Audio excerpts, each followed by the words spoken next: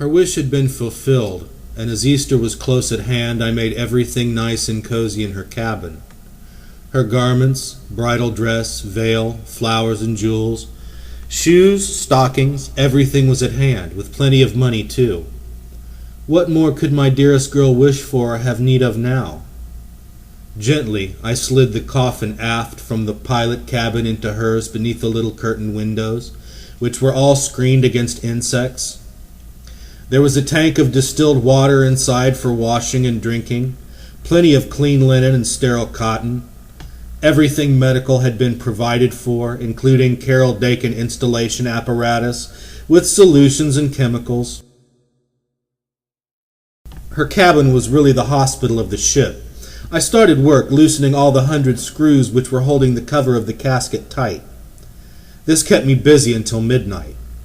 The last 4 screws I left in place, one at each corner, because I intended to keep the casket closed until tomorrow. The next night, snapping the latch of the door lock behind me, locking myself in, I pulled the curtains across the windows and knelt down on the floor beside the coffin. The last 4 screws were easily removed. I carefully loosened the cover and lifted it up and hooked it against the ship's wall.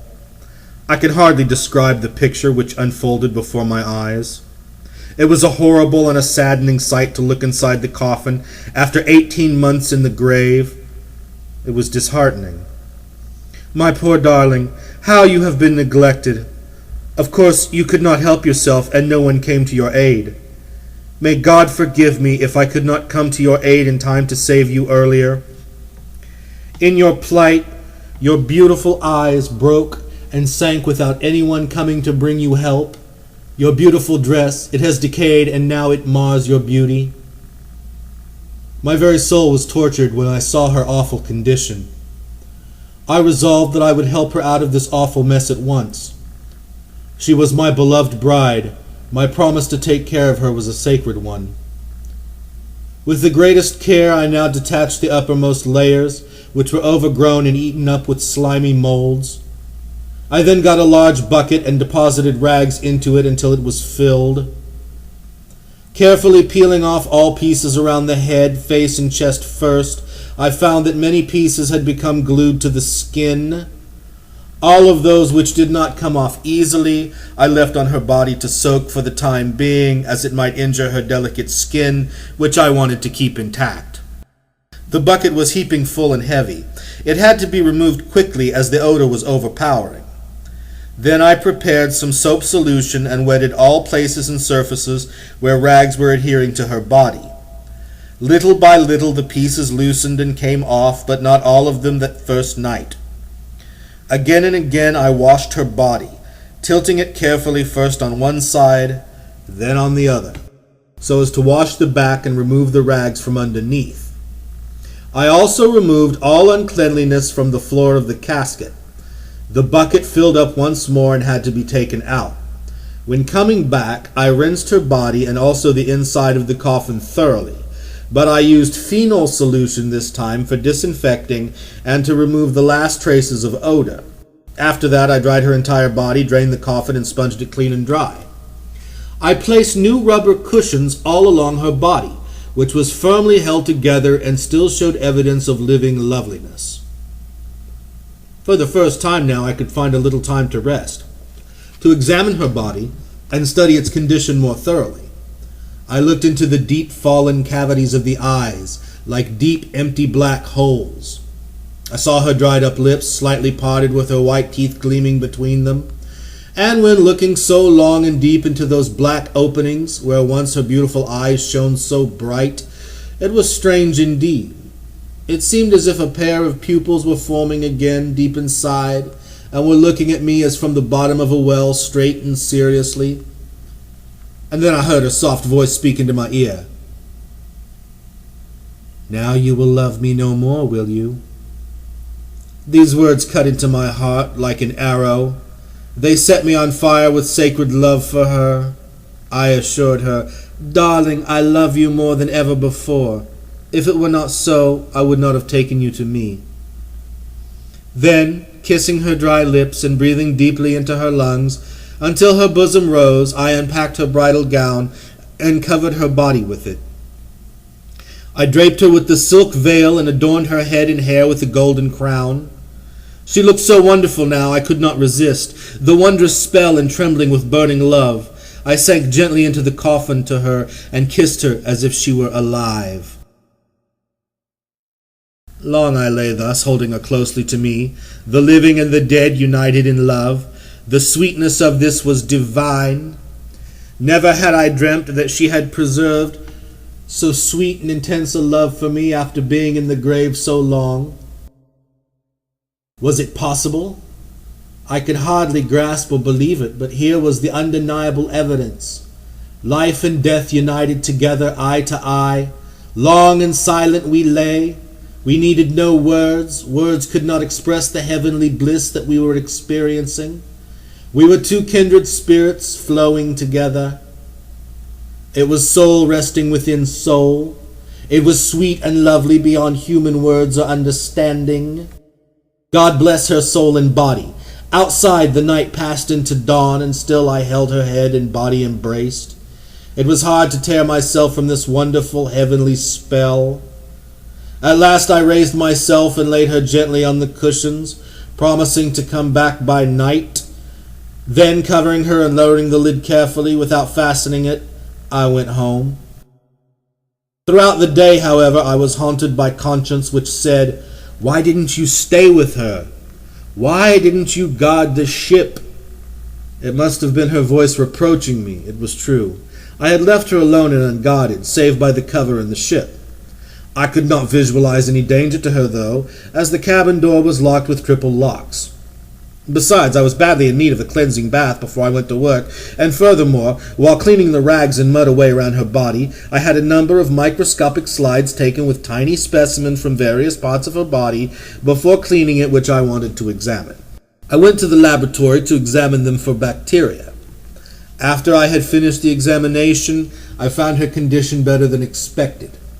There were no dangerous bacteria on any of the slides, just harmless infusoria and cilia.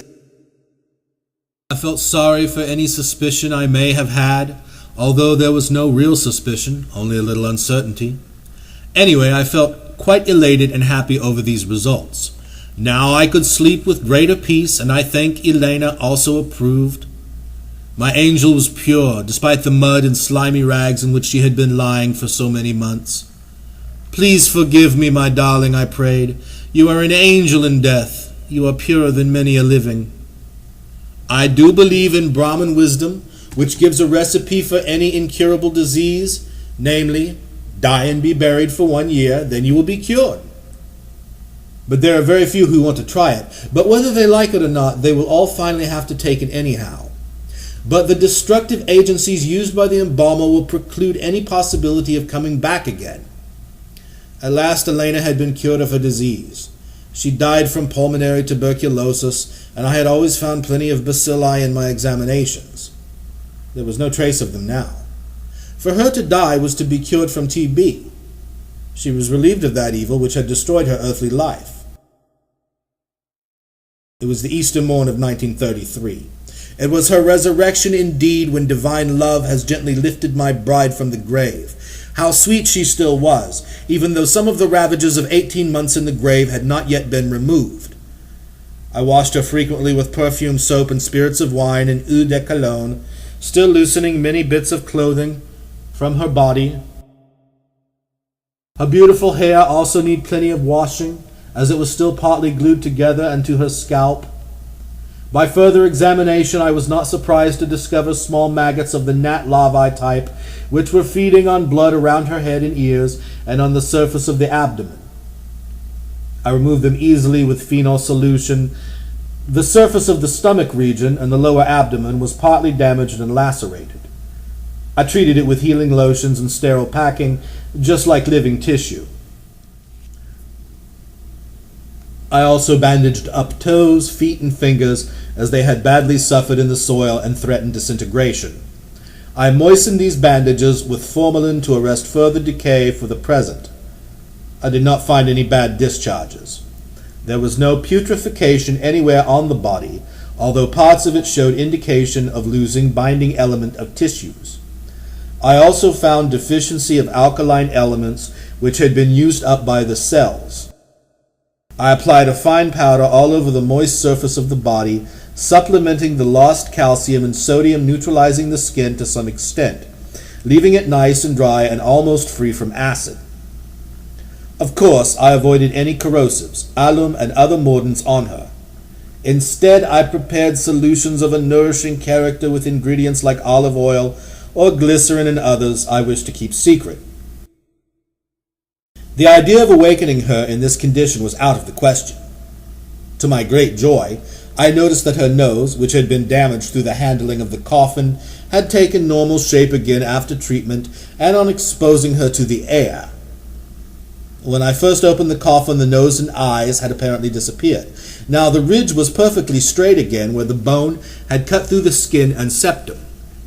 The outer nose had collapsed by the weight of the broken coffin lid when she was first buried. Under the prevailing conditions, it was best to leave the body at rest. I must state right here that I have seen living persons in worse condition than her body was now. If, however, she were to awake, it would cause another severe shock in her system, a second death probably, from which she could never awake again with this body. Only once is it given us. Once only is it possible to live again in this body after death. When the body dies, the second time, nothing in the world is known as yet to bring life back again. The life in the enzymes has gone, and they are dead forever. The sinking of the soul into the body has the effect of preserving the vital power to resist the destruction of the enzymes. This action has proven itself sufficiently already. It also is apparent that there exists a connecting link between the metaphysical life forces and the atoms of the body, as the one influence responds to the other. It finally seems probable that the sleeping or dormant life force or soul is still being nourished or supplemented by the atoms and cells of the body. For these reasons, and in consideration of her youth, I continued to give the body nourishment as long as possible. I also exercised a close chemical control over intake and exit to check on metabolism. There was naturally always a strong positive acid reaction from the tissues, which often needed neutralizing. Youthful as she was, full of life, there was no fast dying of the forces of life, and with a little assistance, they will recover from the first shock, if the embalming process had not already caused their final or second death. It is too bad that the merciless or rather murderous ways of the so-called embalming make it absolutely impossible for a poor soul surprised by death to return to an intact body. Some undoubtedly attempt to return but only experience another, the second death, shock, and are unable to start the demolished machinery again, so then they die forever. Life is indeed a battle. This statement is in order, as really we fight from beginning to end until one by one we drop out of combat. This may be only for a spell, unless some well-meaning creature cuts and demolishes our vital organs in the meantime before we have had a chance to recover. If only relatives and undertakers would act with more consideration for the dead. It is safe to estimate that many thousands of unfortunates have been killed in the past by post-mortem embalming and too hasty burials. Modern science has advanced far enough to prove that death is not always final. In reality, death is just the first severe shock. Real or final death may follow, but not invariably. Of course, there are also many cases where recovery of life is impossible because the most vital organs are too far destroyed accidentally or by disease, and also some who would even not thank you for being brought back to life. In many cases where death is not necessarily final, the relatives lose their heads, but the undertaker, who has been on doing business, does not. Everybody is excited and rather impatient to get the poor unfortunate out of the way just as quickly as possible without further consideration. Of course, the undertaker is mainly interested in closing the deal, hence the indecent haste with which the body is removed and the embalming speeded up. This, although, I think, almost everybody would gladly pay the embalmer half the contracted fee, or even all of it if their dear ones could be brought back to life. It would be desirable to give the dead a chance instead of depriving them of the last chance that God has given them. It is a fact, mostly forgotten in the hustle of this modern life, that thousands of certified dead have recovered from the grave. Thousands lying in graves would still be alive if humanity had more sense and tolerance.